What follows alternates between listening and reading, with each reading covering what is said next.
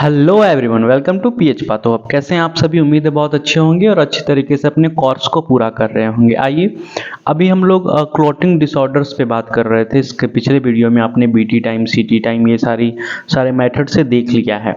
Next video है, अगर आपने पिछले वीडियोज़ को नहीं देखा है तो प्लीज़ आप जाकर उसे चेक करें, और नए हो तो सब्सक्राइब करें, लाइक करें और नीचे कमेंट करें विशेष जानकारी के लिए। आज हम पढ़ने वाले हैं डिटर्मिनेशन ऑफ प्रोथ्रोम्बिन टाइम, मतलब पीटी।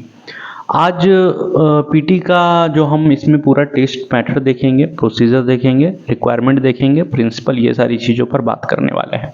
तो आइए, the prothrombin time is the time it take plasma to clot after addition of tissue factor, जिसे हम लोग थ्रोम्बोप्लास्टिन कहते हैं। हम लोग प्रोथ्रोम्बिन टाइम को टेस्ट करने के लिए प्लाज्मा को क्लोट होते हुए देखते हैं। किस कंडीशन में? टिश्यू फैक्टर, मतलब कि जब थ्रोम्बोप्लास्टिन को हम सभी प्लाज्मा के साथ ऐड करते हैं और वो कितनी देर में क्लॉट हो पाता है, हम उस टाइम को रिकॉर्ड करते हैं कि हाँ ये इसका टाइम है। तो हम इस टाइम को सेकंड में नोट करते हैं। ये सभी आपको ध्यान रखना है कि हम इस टाइम को सेकंड में नोट करते हैं।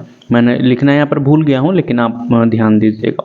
तो बिल्कुल आसान सा सिंपल टेस्ट है कि इसके पिछले वाले टेस्ट हम लोग बीटीसीटी होल ब्लड से कर रहे थे, लेकिन ये टेस्ट प्लाज्मा से कर रहे हैं। एक क्वेश्चन मैं आपको दे रहा हूँ, आपको प्लाज्मा और सीरम में अंतर बताना है। दोनों में क्या अंतर है ये आप मुझे नीचे कमेंट में बताइए। तो कुछ नहीं है, जब हम लोग प्लाज्मा के साथ अलग से एडिशनल क्लोटिंग फैक्टर को मिलाते हैं, थ्रोम्बोप्लास्टिन को मिलाते हैं, और वो देखते हैं कि कितना क्लोट होने में समय लग रहा है। This is a prothrombin time. Method क्या है? मेथड इसे क्विक मेथड कहेंगे। और नॉर्मल रेंज क्या है? तो 14, मैंने ब्रैकेट में प्लस और -2 लिखा है, मतलब 14 सेकंड से 2 घटा भी सकते हैं हम, मतलब 12 सेकंड, या फिर हम लोग 14 में 2 प्लस करेंगे तो 16 सेकंड। इसके बीच का ये नॉर्मल रेंज हो सकता है। कई बार ऐसे आपको मिलेंगे ऑब्जेक्टिव में, तो आप उससे घबराने वाली कोई बात नहीं है। प्लस माइनस का मतलब आप घटा भी सकते हैं उसमें और जोड़ भी सकते हैं। स्पेसिमेन क्या चाहिए हम लोगों को? सिट्रेटेड प्लाज्मा चाहिए। आप सोडियम साइट्रेट वाले वाइल में आप इसे कलेक्ट कर लें, और उसके बाद हम सभी तैयार हैं प्रोथ्रोम्बिन टाइम को टेस्ट करने के लिए। रिक्वायरमेंट की बात कर लेते हैं। क्या क्या चाहिए? वाटर बाथ चाहिए, स्टॉप वॉच चाहिए, टेस्ट ट्यूब चाहिए, थ्रोम्बोप्लास्टिन ट्यूब मतलब टैबलेट चाहिए हम लोगों को। टेस्ट ट्यूब एक हम लोगों का जो आइडियल साइज है 10 × 100 mm, एक छोटा टेस्ट ट्यूब वो आप ले सकते हैं। और थ्रोम्बोप्लास्टिन टैबलेट्स आपको ये चाहिए होंगे, ये मार्केट में मिलते हैं, और जितना आपको डिस्क्रिप्शन में मतलब दिया हुआ है यूज करने के लिए, आपको वही उतना ही यूज करना है। और 0.15 ग्राम पर DL कैल्शियम क्लोराइड लेना है। ये 5 चीज़ें आपको अपने रिक्वायरमेंट में रख लेनी है। नेक्स्ट बढ़ते हैं प्रोसीजर की ओर। आप बिल्कुल फिगर को बहुत ध्यान से देखें, जैसे जैसे मैं बताता जाऊंगा सेम आपको वैसे ही करना है। तो सबसे पहला पॉइंट आप नोट करें या फिर ध्यान में रखने की कोशिश करें, समझने की कोशिश करें। Place a test tube contain about 2 ml calcium chloride at 37 degree Celsius.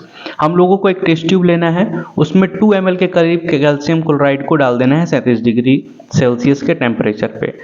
Pipette करना है 0.1 ml of plasma in a small test tube. आपको स्मॉल टेस्ट ट्यूब में आपको पीपेट करना है क्या? प्लाज्मा। किसका प्लाज्मा? तो जिसका टेस्ट करना है उसका प्लाज्मा। नेक्स्ट हम लोग करेंगे 0.1 ml ऑफ ब्रेन थ्रोम्बोप्लास्टिन। अब थ्रोम्बोप्लास्टिन क्या है? थ्रोम्बोप्लास्टिन एक फैक्टर है, किस में मिलता है? तो ये जनरली आपको मैं जानकारी के लिए आपको बता रहा हूँ, ये रैबिट्स में और ब्रेन में मिलते हैं। तो थ्रोम्बोप्लास्टिन को इसीलिए टिश्यू फैक्टर भी इसीलिए इसको कहा जाता है। ये आपको मार्केट में टैबलेट के रूप में मिलेंगे, आप उसका यूज कर सकते हैं।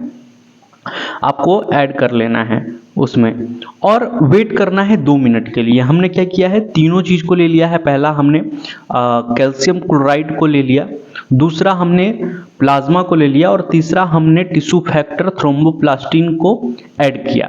अब हमें क्या करना है? Add 0.1 ml of pre warm calcium chloride. याद है पहले हमने जो सबसे शुरू फर्स्ट स्टेप रखा था उसमें एक अलग टेस्ट ट्यूब में हमने 2 ml 37 डिग्री सेल्सियस पे किया था उसे इंक्यूबेट। तो प्री वार्म कैल्शियम क्लोराइड को अब हमें इस टेस्ट ट्यूब में मिक्स कर लेना है।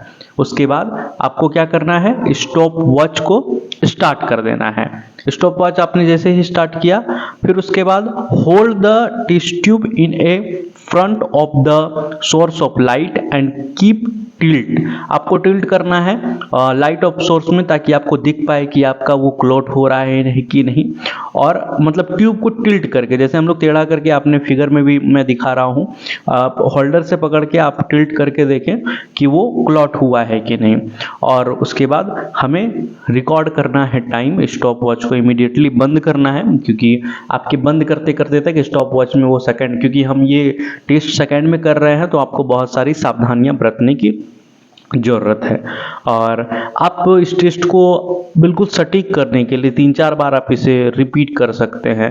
और एक नॉर्मल प्लाज्मा आप किसी का भी ले लें जो नॉर्मल हो, और उससे आप कंपेयर करने के लिए देख सकते हैं कि क्या रिजल्ट आपका सही आ रहा है या फिर नहीं आ रहा है। ये टेस्ट आप 2 टेस्ट ट्यूब में भी कर सकते हैं। फिगर में इसीलिए 2 टेस्ट ट्यूब दिखाया गया है कि आप एक कंट्रोल के रूप में अपना टेस्ट ट्यूब रखें।